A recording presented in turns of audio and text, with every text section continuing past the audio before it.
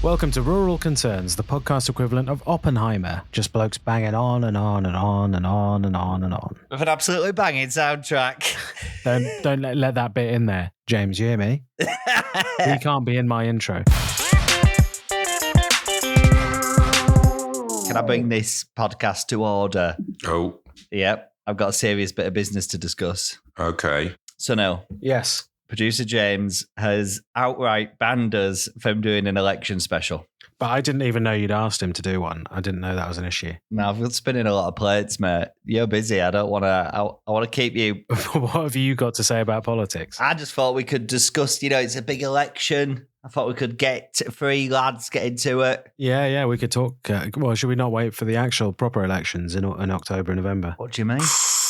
Burn. Oh, He's just come burned you, Sunak and co. Cheers. Cheers. I really, really I despise people who stay up for the American elections. I hate it. I think it's so pathetic. It's like staying up for staying up for the wrestling, but without the pride of enjoying the wrestling. Do you know what I mean? I stayed up for the Obama one because I thought it was a historic occasion. Me too. Well, Obama. Here we go. Oh, God. Cut. Just cut. yeah. B. Obviously. So I'm saying that I can see why James wanted us to stay away from this topic. I mean, the British elections haven't got much to do with drone strikes, really. What are you voting on? What's your hot button issue? I would say I haven't really got any hot button issues I'm thinking of. We're in a very Labour area, so it's pretty much a foregone conclusion here. So it's not really going to make much difference who I vote for. Why? What are you going to? What? I know you want to say something. No, I don't want to say anything. I'm just, I don't know. I'm going to let Carol Vorderman tell me what I need to do. For my area. Does she live near you? No, but yeah, she comes around in a golf cart and just shouts at people. but I thought I'd mix it up a bit. Do you know what I mean? It's like we've been doing this 12 episodes now. So no. What films have you seen at the cinema? Chris, have you got any older male friends? Do you know what I mean? Just try and break it out.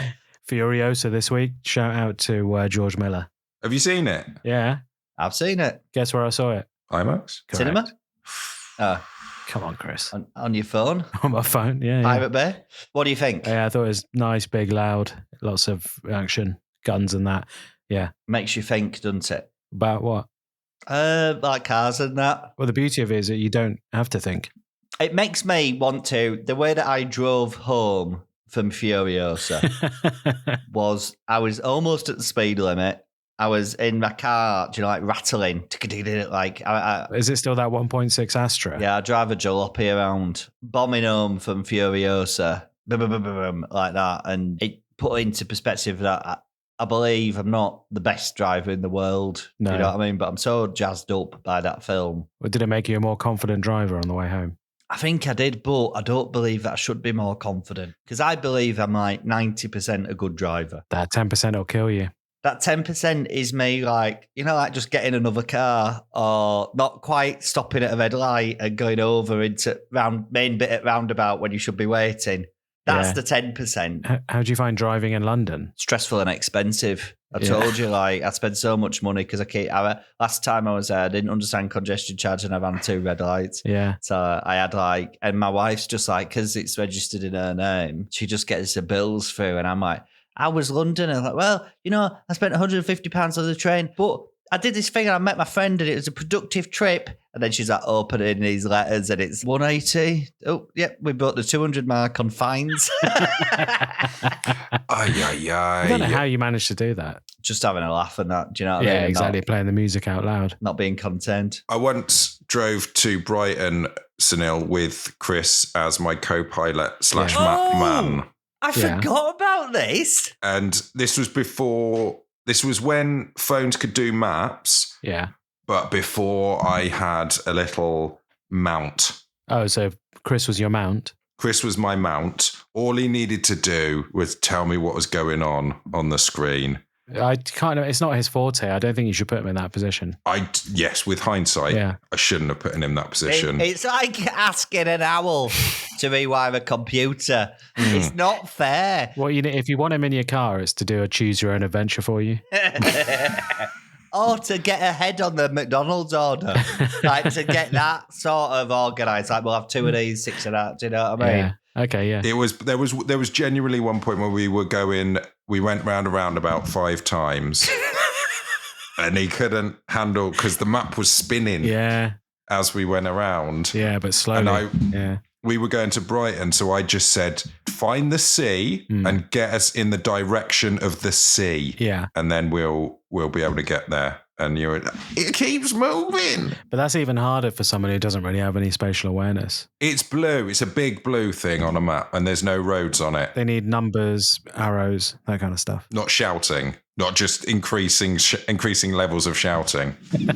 No, but that's what I was about to say. When that happened and you were driving, you didn't lose your patience with me. I said, I've had panic. I don't know. You just went, it's okay. We'll figure it out. We'll keep going round until that's why he's going to have a stroke 10 years after that. Who is James? Yeah. He's keeping that anger inside. Just bottling it up. Bottling it up. And it's you that did it, Chris. Don't know, but we cut this mad thing out of him, and it looks like it's a physical manifestation of going round a roundabout 100 times. And we're not talking a big roundabout; we're talking like slightly. Oh, not a mini one grade above a mini. 5 times a mini roundabout. It had an arrow on it, but it was it didn't have traffic lights. Oh, what a pathetic sight though for other drivers. Really bolsters confidence in the people around you though. But they would have only seen us. Like no one would have been there. Fortunately, no one had been there long enough to see us go around more than once. Yeah, I remember it being quite a desolate strip. And, I had to look away from the phone, take a breath, and then we did it. And then we got there. Okay. Two open mic comedians. We got to Brighton. Died on his asses. At the Squawker competition, the Squawker Awards. Squawker Awards. I think we'd said on the way down, if Alistair's there, ABK, then we may as well just turn around and come back. And he was there and he won it. Right. Yeah. Yeah. Oh, this is before you had a license, Chris, wasn't it? Yeah, it was. I got my license basically quite late. I was in London, didn't need it. Do you know what I mean? I was I get by on the arteries of the city running underground like a rat. Do you know what I mean? But then I got to Manchester and I was like, I do need it just to get around and go to the shop. So I did it. I learned to drive in my 30s. Bit hard, isn't it? A bit harder, I think. It's hard, but I failed several times when I was in my 20s and a lot of it's like, and when in my late teens and that, but kind of very, very anxious. And when I did it again in my 30s, although it is late to be sort of crunching anything new in, a lot of that anxiety had dissipated. And also I was just like... Are you saying you were more anxious 10 years ago? This is the best I've ever been to be around right now. Yeah? I'm the most chill. Do we have any comments on that? Any thoughts or feelings? Sorry, I was trying to... Right, let's start with James's photo. James, what are we looking at? Jesus wept. Have you done that? I parked that car. That's amazing. That? Yeah, but were the other cars there before then? Yeah. And your car, does it park itself? No, it's got a camera in the back, but only in the back. We used to have one with cameras on the sides and stuff, which was even easier to park. You've absolutely screwed over the car behind you. Oh, yeah. Yeah. It's one of them little Mercedes. They can lift it out if they're that bothered. Is there a child there with its hand on its head wondering how you did it? Yeah, that is my child. Absolutely gobsmacked at how amazing his dad is. That's pretty cool. To be honest, I taught them the phrase "like a glove." It was my youngest child's first sentence. We're talking, Chris, can you estimate the distance of the front car away from James's car? I'd say it's about 6 inches. Yeah, I'd say it's like a hand And the back span. Car, I would say 0 inches. The back, yeah. That's plastic on plastic, innit? It's that's a space I would never even consider getting my car into. I'd say generously the space was a foot bigger than the car. That is skills. I don't bother with that. I can't. Is it parallel? I can't even say it. I can't do it. I basically just, like I say, after I scratched it up the side, if I can't do it, I just drive on. I'll walk in from miles away. Do you know what I mean? I park further up the road, a long way up the road. And I can't do it under pressure. I live on this busy high street of the road, the main thoroughfare. So if there's another car, I'm like, it's not happening. I'll just go up the road and walk back. Have you not got a driveway? I thought everyone in the countryside. No. Okay. We're on street parking. Can't be many people around though. There's loads of people. It's a busy thoroughfare. I'm sorry. They're going to the base. They're going to a lot of places. The shops. Do you know what I mean? Yeah. So let's look at Sunil's picture. Well done on that, James. You might have to give. Well, mine's not about parking. I thought we were just sending each other pictures of our cars. This is nice. I mean, parking-wise, it's terrible. You're up on the curb. I'm fully on the curb at that point. Doors wide open. I've left it like that. And would you like to use this opportunity, this platform that we're cultivating, to apologise to mothers with prams and wheelchair users? So just to say, the area in which I parked, as far as I know, there were no mothers with prams. There's none that live around that bit. So I wouldn't worry about it. And is that area London? Oh, that's Bath. Yeah, I can tell that's Bath. Fair enough, everything on the houses look like battlements. No, it's perfectly normal to park on the pavement in that area, so don't worry about that. Oh, shut up. It's perfectly normal. No, you're supposed to. That's how people park. It's to get. It's how people park, but it's not how you're supposed to park. What was I supposed to do there? Park on the road. Yeah, but you can't because it's too narrow. Well, I wasn't just being a dick. I wasn't just parking on the pavement to stop people getting down there in wheelchairs. Let's do a listener survey. Do you park on the road where it's safe, or do you get fully on the pavement so that your wing mirrors are protected? So that parents with prams, Chelsea pensioners, like that they have to walk out into the road in front of Arctic lorries coming past at 60 mile an hour. If you like, which camp are you? This is a cul-de-sac. There's no. All right. That's a cul-de-sac. People are, once you go into a cul-de-sac, people are expected to come out, are they? So that's it. Fine. Agenda. That one's off the agenda. Everyone's happy.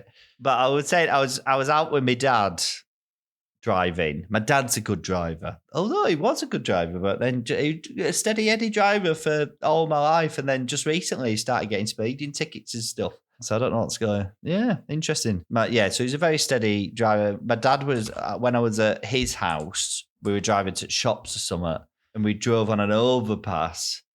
And the overpass had like a metal fence onto another motorway, and the metal fence had like a new bit. And my dad was like, "You see that new bit of fence there?" I went, "Yeah."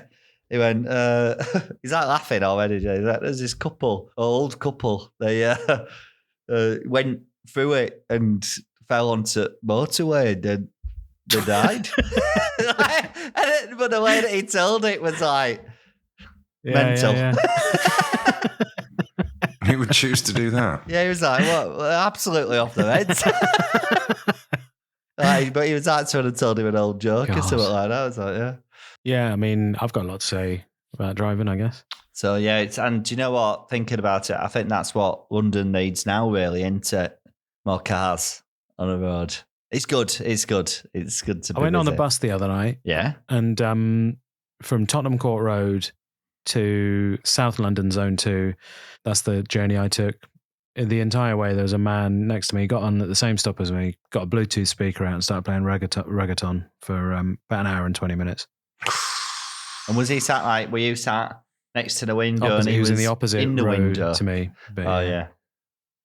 Yeah. Was he selling cans of Red Stripe for £3? No, he wasn't even doing that. He didn't even have the politeness to do that. He was just like, I'm going to play this music out loud, see if anyone vibes with it. And no one did. Everyone just ignored him. You should have started playing a podcast out or something. Dune 2, the audiobook. Do you want me to tell you about my storage unit? I do want to know about that, yes. I got a load of boxes and I thought I need to store some clothes away, like winter stuff. And then I thought I can't put it in the cellar because it gets all damp. Just didn't have any space anywhere. And I thought, let's get a storage unit. It was really cheap. It was £1 for the first 3 months. And I was really excited about it. It's bloody great. You don't even there's no one there. You sign in, you tap your phone on it, you get in. Is all your stuff in boxes, like proper in storage, or is it just is it hung up on hangers? I vacuum packed it and put it away. And then I was like, I'll get a storage unit for that. That'll be useful. Thought, I'll get a storage unit. That's what I need. Just sent you the photo. This is how much stuff there is. Oh, so it's just a tidy little thing. That looks like it. That's not much stuff. That's 3 boxes. But I didn't know what 15 meters squared was. I was like, what, half a wardrobe? I don't know. That's the smallest unit they have. But you can't put those under your bed. No, you need to have airflow under the bed because we get humidity and mold in here. Yeah. No. Fair enough. So, thing is, I think with this, it's sort of like £1 for 3 months is very, very cheap. But I've got a feeling in terms of the economics of it, this is a long-term thing. It's like, when you get internet, like I had digital storage with Google, and then you're like, I paid £1.50 to extend it. And then I walk, basically, like every time you extend it, you can cut down, but you're never cutting down that much. So you're never that far away from like maxing out the storage that you've got and upgrading. You mean they've got me for life? I think so. Just with those 3 boxes? Just with those 3 boxes. I think that's it. What's in them? And would you mind giving one to, like, offering one of the boxes as a prize to the Patreon community? Yeah, one of the boxes I'll offer as a prize to the Patreon community. Inside it is a load of old jumpers. Oh! Something to think about. Sunil, you'll be surprised to learn that James rarely edits any of this. We nearly had a fallout in private because he wouldn't take out my mouth sounds. Do you know what I mean? I was like, there's no filter on. There's no filter for that. I was like, come on, mate, we need to take 2 of these out. I sound like I'm. What do you mean your mouth sounds? Like there was a big sort of glaggy gasp. I think I was unwell, and it was when it was starting off. I was coming out of a deep January turning 40 depression. I just had too much spit in my mouth. Do you know what I mean? No, you were excited, weren't you? So you much spit. Yeah, it's like Pavlov's sort of podcast, isn't it? I was just like, I'd be like, I'm doing it with the lads. I can feel now even talking about it. Like the glands going. I'm producing so much spit. Dog. Yeah. Just excited to talk. I think when you're young as well, it's just like, when you're young, you spend a lot of time thinking, who am I? What is my place in the world? But when you get to our age, you just produce loads of spit and earwax, don't you? I had too much skin on my foot. Do you know what I mean? Like my foot's just got too much skin on it. And it's like... What, it's baggy? No, like just like hard skin, and then you like get rid of it, and then it's just more hard skin. I don't want this bit in either. James, can this be the fully redacted episode? Yeah. My heel looks like Thanos' chin. You're not putting any cream on that, boys? I'd what's name it with the stone? What? Pumice it. But I haven't got a good foot. I did put some foot cream, but then I nearly slipped over, and now I'm too worried. Oh, what? Because your feet were too smooth, like a baby's foot? No, because they were lubed up, like Sunil's Thanksgiving turkey. If you're gonna lube your foot up, put a sock on over it. Yeah, then you're sleeping in socks. I'm not that guy. We're already at the slightly older end of the podcasting spectrum, but I feel like we're getting older during this episode. Talking about varicose veins. I would moisturise your foot in the morning and put a sock on. Oh, this is clever. This is the Sunil angle. 99% of my moisturising is in the morning. Then I've got the whole day to not be dry. Yeah. I need to get some more hyaluronic acid from my face. What's wrong with your face as well? Oh, it's dry. You got a dry face? But then also greasy. So you want SPF 50 as well? Oof. Is this another affiliate link? No, it's just a moisturiser I use. It's cheap. I just started getting into moisturiser. But it feels like applying, like suddenly realise that I'm getting older. So I've started using it religiously now. And it feels like Mona Lisa's already fallen a bit. So it's too late to save it. I think the 3 of us should go to Turkey. And do what? You know what they do there. I know what they do there. BBL? Statistically, one of us will die from a failed BBL operation. Shit, get us in there. Like this podcast live bonus episode. What we're doing, they're shaving his teeth for 6 hours. We will let one patron come with us, and they can sit at the back of the aeroplane and take a picture of our bandaged heads up front. Bandaged heads, shaved teeth. It sounds like hell. Going to Turkey to have your BBL. Especially coming back on a plane, yeah. What if they do that one that makes you taller? Like breaking all your bones? The shin one? Yeah, something like that. I don't need that. My shin's already hurt enough. My shin's like super sensitive. Do you know if I touch something on them, I'm in agony. But they're mad, aren't they? They're just It's like it's like, do you know when they talk about Halloween and you're like, it's that bit of the year where the veil between the spirit world and our world is at its thinnest. That's how I feel with shins, where it's like, you know, like it's the bit between when the inside and your outside of your body are at closest. You're so close to when you're touching your shin, you're so close to bone. Oh, right, I see, because it is bone. Yeah. Yeah, it's just got a bit of skin on it. But like, if you look at that. Oh, hello, he's whapped his guns out. That's a gun. That's an absolute gun there. If you shot that with a bullet, that gun. It'd just bounce off. That muscly gun, and you shot a bullet into that. That bullet's like, it's not even the drag of the muscle is stopping it before it hits a bone. If you fire it into shin, the bullet is straight into shin. So shin is part of leg, is it? Or it float on top of leg? What's it attached to? Bottom of leg? Top of foot? Yeah, ankle bone, knee bone. And then it's got a mate. It's like, it's the big guy going down the middle, and then like it's got a little mate that's just... It's part of leg bone, bottom leg bone. Yeah, I think there's two. There's two in there. No, on each leg. There's like big shin and then little mate of shin. So like shield and then little mate holding it up. Yeah, I think he's just there on vibes. He's like the Flavor Flav of your lower leg. So you got Chuck D, he's solid. Okay, finally we're all speaking the same language. Yeah. I'm looking at a picture of shin. Right, yeah, it's not what I thought it was. What did you think it was? Well, I thought it was like a flat plate. It's just like a bone. Oh, this is an aside, but have you ever been on like an American government website? Yeah. Their design aesthetic is so bad. They all have like the country. We've got listeners in America, but like if you go like, you know, like the Department of Transport's our website, it's like bright blue background. So the text is like hurting your eyes. There's like 8 eagles all over the page and stuff like this. And you're like, this is not a consistent design aesthetic.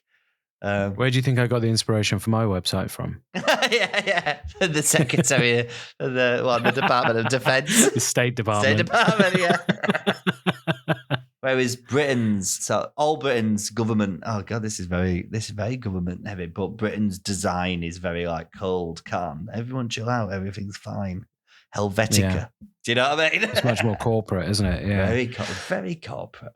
It was only really during COVID times I'd look at foreign official websites just to see like if you could go on holiday there yet, what rules they had. Oh yeah, James. I don't want to put across the image that this is how I spend my this is what I do for recreation. It's just but you did it full-time job during COVID. Do you want to talk about county fairs? Just to let you know, there was a county fair down the road for me last weekend. I know about that one. What do you mean, that one? Where were you? Well, in Brockwell Park, there was one. There was a county fair in Brockwell Park? There were knights on horseback. Go get your water.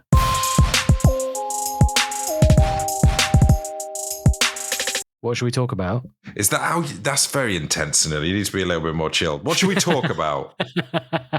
What do you think of the Lexus UX then? I like it. 187 bhp. Not fucking about. And is it fully electric? No, it's a hybrid. No, your BMW must have a bit of fucking poke though. Yes, that's also a hybrid. Yeah. Is it? It's a plug-in hybrid. Oh. Do you plug it in much? This is the rub. We don't have off-street parking. You're on street, aren't you? So we got to park it like in the co-op car park and charge it, like bring it round kind of thing. Or it will charge it. You know, when you're on the motorway and you get it to charge itself, that's quite good. But yeah, no, mine's great car. Can't fault it, really can't. Like fully just charges itself as it goes kind of thing. Yeah, it's only a small battery pack, but it does 55 to 60 to the gallon on the motorway. And then, 80 or so around town. Very nice. Parks itself if I want it to, but I don't know how to use that. No, I don't know or trust how to use that. I've used it once on a Prius and it like lurched like a bucking Bronco. And it's like, oh, you have to control the brake, otherwise it will. Yeah. It will park itself at speed. It'll put itself in another car. Yeah. Well, that's the thing with AI, not AI, but like self-driving cars. I listened to a thing about it where it was like they've had tests of self-driving cars that have driven for 2 hours solid or something like that. Do you know what I mean? A lot of money's been sunk into it, and that is like when you think about, like the Wright brothers doing the test of the flight, and they flew the first ever plane for, I think it's like 18 seconds or something like that, like a really small amount of time. But off the back of that, they obviously created commercial air flights existed from that momentary bit of innovation. Whereas with cars, like self-driving cars, they've done so much more testing, and it does exist, like the technology exists, but the gulf, as I understand it, from that testing phase to becoming a practical reality is such a chasm to jump that it's basically kind of unattainable, because fundamentally the computers can't get their head around whether it's a 9-year-old child or a carrier bag. Do you know what I mean? So they'll absolutely smash through both of them. They don't care. So it's like legally, and it's like who's culpable in that world. Maybe they could just make one lane on the motorway for self-driving cars or something. And then I could have a nap on the way somewhere. And then it'll drive you into Heston services or something. Yeah. Oh, no. Not Heston? That's the worst. Yeah, because it's 1 mile on the motorway out of London. That's my first stop every time I leave London. Really? Yeah. Beaconsfield, all the way. It takes me an hour and a half to get out of London. That's true. Beaconsfield, though, that's the one. That's the one for me. That's the one that's got a Wetherspoons. Beaconsfield. It feels like a service station for people that are going to shit themselves, doesn't it? If it's a mile out of London, it's like something's gone wrong. You're like, you need to shit yourself. We've got up our way. We're not that far away from T-Bay. I do listen to some podcasts, and we are just recreating conversations from other podcasts at the minute that I listen to. Do you think it's your algorithm? You basically clued into older men talking about service stations? Yeah, I think so. Should we banish T-Bay from the list then? I mean, it's a good. We all know it's a good, and we just respect that it's a good and move on. I was watching Married at First Sight UK, and there's a guy on it who says he tells everyone he's 26, but he's actually 36. And then when someone said, why'd you say 26? And he goes, I haven't achieved what I want to at 36, and until I do, I'll lie about my age. Something to think about, lads. Yeah, and that's the actions of a psychopath, isn't it? Did you listen to? I remember, I think Simon Pegg did an interview with a newspaper where he was talking about Tom Cruise, and I don't think Simon Pegg quite realised what he was saying and how it would be perceived. But he was like, Tom Cruise is super inspirational. To watch him work, he never ever will admit that he's wrong. And you're like, yeah, fair enough. If that works for you, even if he's very wrong. Sounds like someone I know. None of you. Yeah. If we're thinking about the same person, he does a hell of a job editing these episodes. Did you hear about Tom Cruise when he went to that curry house? This always makes my heart. No, where was that? Feel happy. He went to a curry house. He had a delicious curry and called the guy, and as you can well imagine Tom Cruise going, what was this curry? It was amazing. And the guy told him, and he was like, great, I'll have another one. And he had another one right there. Boom.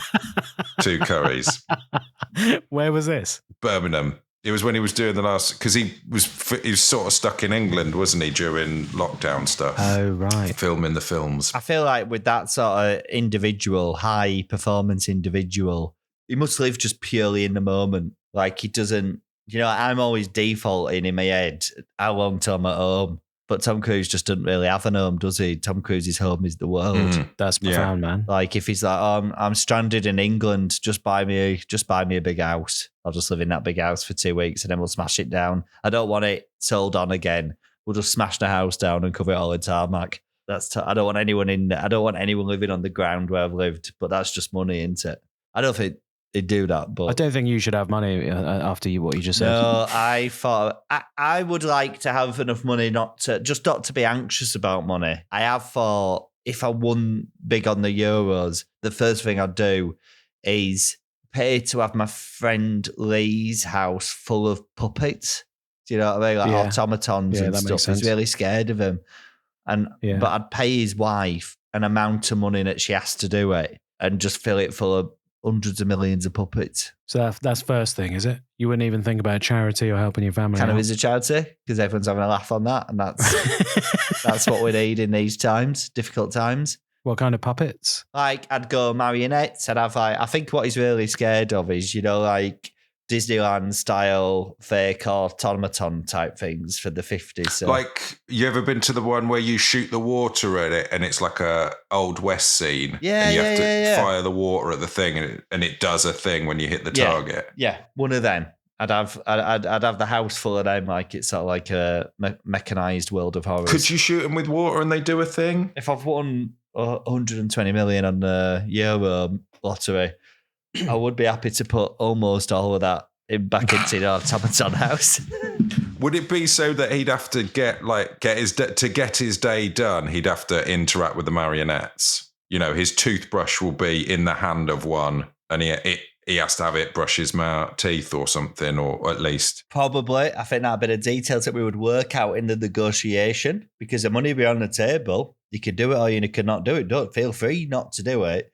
But if he agrees to partake in it for the money to change hands, then we'd have to sort out all those details. The only thing I'd be very sure of now is he can't tell another living soul. This would be NDA'd up to the eyeball.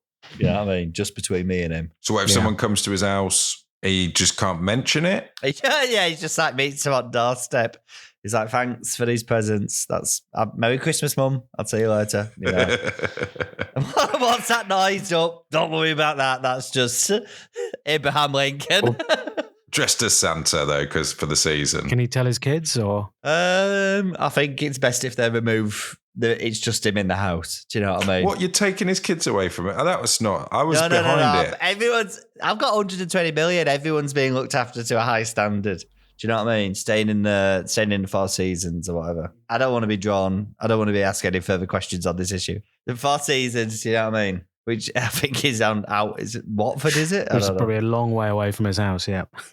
Everyone's having a good time. Apart from my friend who's living in it. Yeah. Who's living in his nightmare. And what, you give him a cash reward like a Brewster's Millions at the end or something? Can you live with 1 million puppets in your house? And he'd be like, why? I'd be like, it amuses me. So that's why that's a long list of stuff that I'd do. I'd do that. I thought about getting doubloons printed, 3D printed doubloons to give to people. I was thinking if I could, for my best friends, if I could get like a doubloon, a custom doubloon. You thought made. about this? Yeah, and I'd give them all a doubloon, and I'd be like, I've sort of been away while you've all been catching up and being friends for the last 15 years because I've been doing gigs and running around and that, so I've not been the best friend. But here's a doubloon. You can cash it in when you want, and whatever I'm doing, if you're like, you need me to kill someone or whatever, just cash it in with a doubloon. I'll do whatever you want. Okay, yeah, as long as I'm still your mate. Do you know what I mean? Have you recently watched the John Wick films? Oh, it's called John Wick, isn't it? I have. John Wick film's an absolutely brilliant testament to just how much a middle-aged man can run. Do you know what I mean? I watched them and I'm like, come on, you can do 5K. He did 5K running up those steps alone. Do you know what I mean? And he fell all the way back down.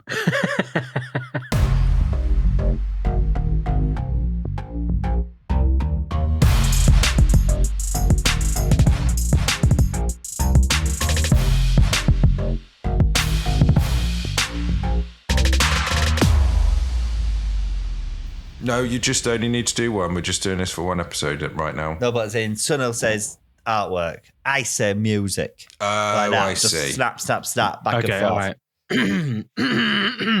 Artwork. Poppy Hillstead. Yeah. Is this what you said to? This is what you said It's to not do. exactly the It kind of was what he said to do. But I like it. Let's do it. Start again. Do it. Artwork. Poppy Hillstead. Music. Sam O'Leary. Produced by Egg Mountain for Lovely Time Productions. Email Christopher at lovelytime.co.uk. Support us on Patreon and review us on Spotify / Apple Podcasts. And thanks very much to Joe for editing. Sorry, and also sorry. And thank you very much to Joe for editing. I just asked, why have we written Sunil's boot under here? I want to, I want to know about your car. What about my boot? Is this my boot's tiny? Oh. Is that why you wrote it down? Yeah. He's got a little tiny boot. It's just a very small boot.